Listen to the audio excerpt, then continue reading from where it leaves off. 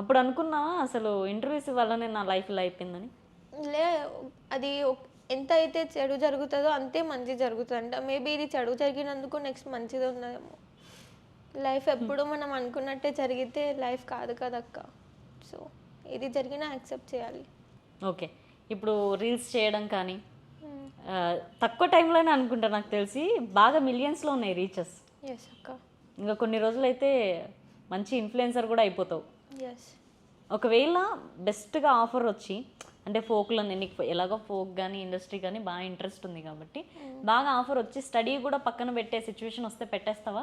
Sure అక్క, పెట్టేస్తా. మరి డాడీ పోలీస్ అవ్వాలని డ్రీమ్ ఉంది కదా మరి? ఉంది. మేబీ అది కూడా ఫుల్ఫిల్ చేస్తా. మేనేజ్ చేసుకోవాలి కదా అన్నీ. ఏం అంటే ఏది చేసినా వాళ్ళకి హ్యాపీగా ఉండాలి, వాళ్ళని బాధ పెట్టేది ఉండొద్దు. ఇంతవరకు వాళ్ళు బాధపడ్డారు, ఇప్పుడైనా కొంచెం ఉండాలి కదా అక్క. మనకి కన్నందుకు కొంచెమైనా అది చేయాలి కదా. అవును, తీర్చుకోవాలి. అమ్మ నాన్నలో ఇద్దరు ఎవరు ఎక్కువ తిట్టడం కానీ బెస్ట్గా సపోర్ట్ చేస్తారు కానీ ఎవరు తిట్టినా ఇద్దరు బాగా సపోర్ట్ చేస్తారు. నేను ఏం అడిగినా కాదన్నారు. ఇంకా ఫైనల్గా నీ ఫాలోవర్స్ కోసం ఏమైనా చెప్తావా మరి? అంటే కామెంట్ చాలా బ్యాడ్గా వస్తున్నాయి, నమ్మే వాళ్ళు ఉన్నారు అందులో కూడా. బట్ మళ్ళీ ఇది కొత్త రకమైన డ్రామా సంథింగ్ అలా అలా చెప్తున్నారు. నేనైతే డ్రామా చేయట్లేదు అక్క. అది నేను సంపాదించినదో సంపాదించలేదో అవన్నీ పక్కన పెడితే నేను చేసిన దాంట్లో ఎంతైతే తప్పు ఉందో ఎంతైతే ఒప్పు ఉందో అవన్నీ తెలిసినాక కూడా మళ్ళీ అది నేనే చేతులారా చేసుకున్నా అని చెప్తే అది రైట్ కాదు కదక్క. అవును. మీరు ఒక్కసారి నేను ఇచ్చిన ఫస్ట్ ఇంటర్వ్యూ నుంచి ఇప్పటి వరకు క్లారిటీగా చూస్తే కనుక మీకు నిజంగా నాది తప్పు ఉందో లేకపోతే మీడియా వాళ్ళది తప్పు ఉందో మీకే తెలుస్తుంది. నువ్వు చెప్పు, మీడియా తప్పు ఉందా నీ తప్పు ఉందా?